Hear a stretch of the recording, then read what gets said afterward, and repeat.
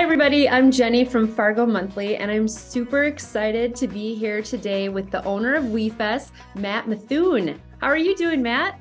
I'm good. I'm good. Thank you. Oh, good. I can't tell you how excited I am for this year's WeFest. I don't know if you know this, but I've been a WeFester since 2004, and I can probably count on one hand how many I've missed. So I have to tell you, I'm a super fan. I love what you guys do over there at Pass Ranch, and I'm super excited to meet with you.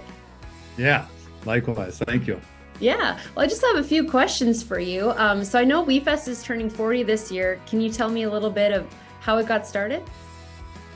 Sure. So 83, Jeff Krieger actually wanted to do the festival in River Falls, Wisconsin. That was his first choice, but they turned him down. Probably regrettably so from their perspective now. And so he went hunting for another place to do it and found Detroit Lakes and Pass Ranch. It seems like so many people have WeFest memories. What do you think makes WeFest so special and coming back year after year like I do?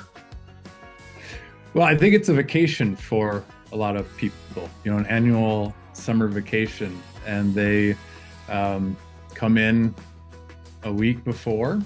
Some come in Tuesday, Wednesday, others come in earlier. And I think they, throughout the year, talk to their friends, their WeFest friends, and do a lot of planning. And, it's a group, it's a kind of a friend group away from home for a lot of people.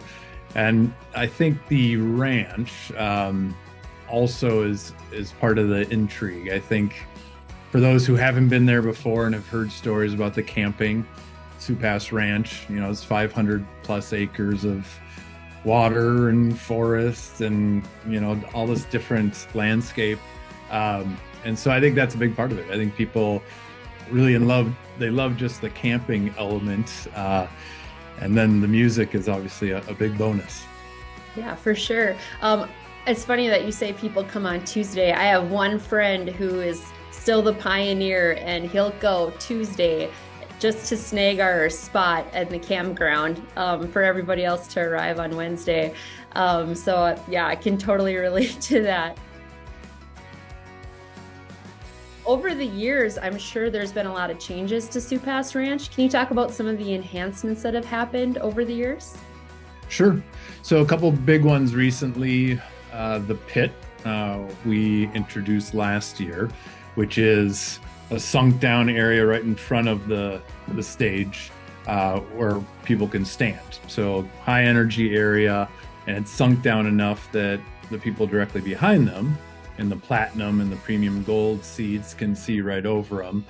So that was a big enhancement, and it's great for the fan experience, also great for the bands. That's something that we've heard over, years and years. So I'm also involved with another venue in Wisconsin, Somerset Amphitheater, and kind of the same thing there, where bands don't want to necessarily play for people sitting down directly in front of them. They want to play for people jumping and yelling, and they get that energy off each other. And so that was a big addition.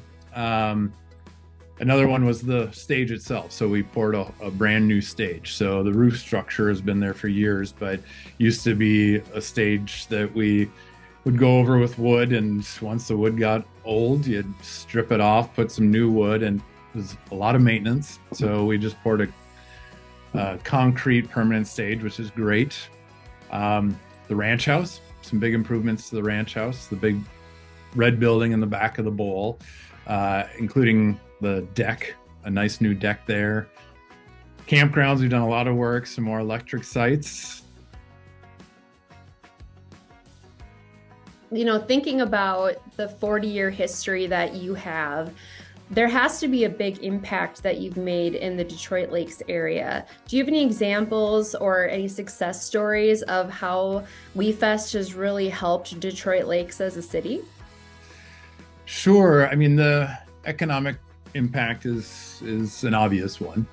So all the businesses and hotels and kind of all the ancillary revenue that's produced from the festival. So that's that's a big deal. I think it kind of creates a certain vibe in the city, and maybe not everybody loves it, but I think a lot of people do. I think a lot of people that live in Detroit Lakes really like that weekend. It's just a lot of fun, and I think for the most part, people are pretty respectful, that are at the festival.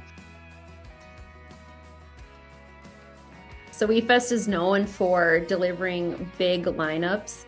This year's the 40th anniversary, which is no exception. The lineup that was released this year made record ticket sales, if from what I'm under the impression of. What does the booking process look like with that, and how do you guys make your decisions? Yeah, it's a fun process. It's challenging, and anything that could go wrong will go wrong. So it's a fickle process, but fun. And we usually start about a year and a half out.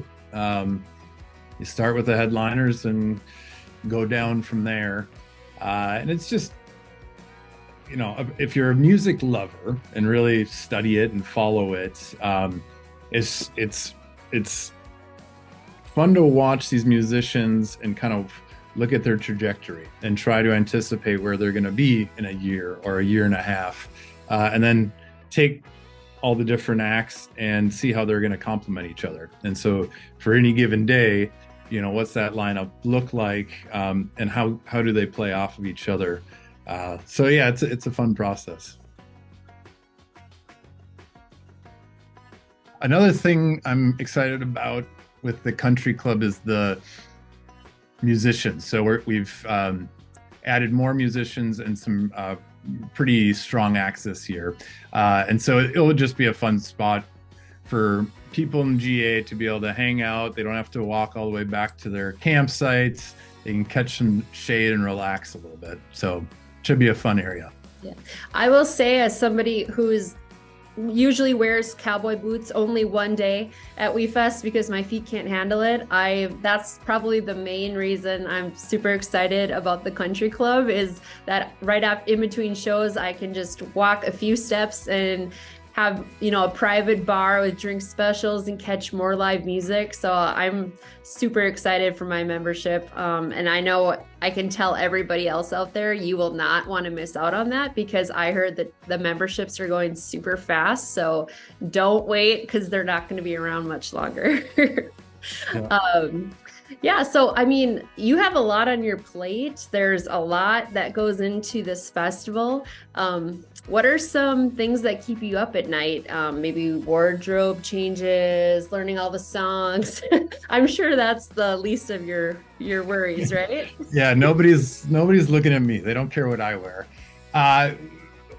Safety is what keeps me up. I know it's maybe not the sexiest of answers, but people's safety, our fans, our staff. Last year we had a challenge with the weather, and we had to cancel Friday night, but we made the right call. We kept everyone safe, made sure they got back to their sites or their cars. But that's the biggest thing, is just everybody's safety. We want people to have fun, but we also want them to get home in one piece. Absolutely. Yeah, you definitely made the right call with that, for sure. So, I mean, you've been around WeFest forever, pretty much since it started. What would you say is your favorite memory from the last 40 years that you can recall? So as I said, as a kid, I used to come out there with my dad, which was just a ton of fun, when the land was pretty bare compared to what it is now. Musically, a few that stand out would be Dolly Parton. That was 1990. I think I was a 14-year-old impressionable young man, and Dolly Parton was great. Willie Nelson, I remember him from 90. Well, he's been there, a few times, but 1997, I think it was, where he just played. He was a Sunday night headliner when the festival used to be Friday, Saturday, Sunday. and he just played forever. I think he played for at least 3 hours, just because he loves music so much, which was amazing. Jamie Johnson is one of my personal favorites. I loved him opening for Chris Stapleton, 2019. Another standout for me is what's behind you right now, the documentary. So we, in 2009, 2010, after going to the festival for years, I just said, we got to document this. Such amazing things happen here. And so we spent, a couple of years just around the campgrounds, talking to the artists in the bowl, making this documentary. It was awesome. That's awesome. I have a personal request. Can you consider bringing Dolly back maybe in the next couple of years? I'll do what I can. Personal favorite. Clout I have. Yeah. I'll try. Yeah, I just have one last question. I mean, if someone was talking to you and they were really torn if they should come to WeFest, what would you tell them? So I would say no matter what your musical tastes, you're just going to love the experience. So I'm always amazed. I shouldn't be amazed anymore, because whenever I'm out in the campgrounds running around, and I love to go out there on my bike and just kind of take it all in, you hear all kinds of music. So you hear country, but then you hear rock, you hear hip hop, you hear everything, and you realize that people they just want to be there for the experience. Most really like country too, but not all. And so I would say, if you're thinking about it all, 40th anniversary, we have the biggest lineup we've ever had. And it's just going to be an amazing time. Awesome. Well, I'm super excited. I already have my tickets. I can't wait. Thank you, Matt, for sitting down and talking with me today. I know our readers are super excited as well for WeFest. Make sure, if you haven't gotten your tickets yet, go to wefest.com. As we mentioned today, the Country Club is an awesome option for people looking to enhance their experience. There's going to be some awesome live music in there as well. And just keep following our videos. We have a few articles that will be coming out on fargomonthly.com. So stay in the loop of everything WeFest, and we'll hopefully see you at the ranch, right, Matt? Yep, sounds good. Thanks, Jenny. All right. Yes, thank you. Bye-bye. Bye-bye.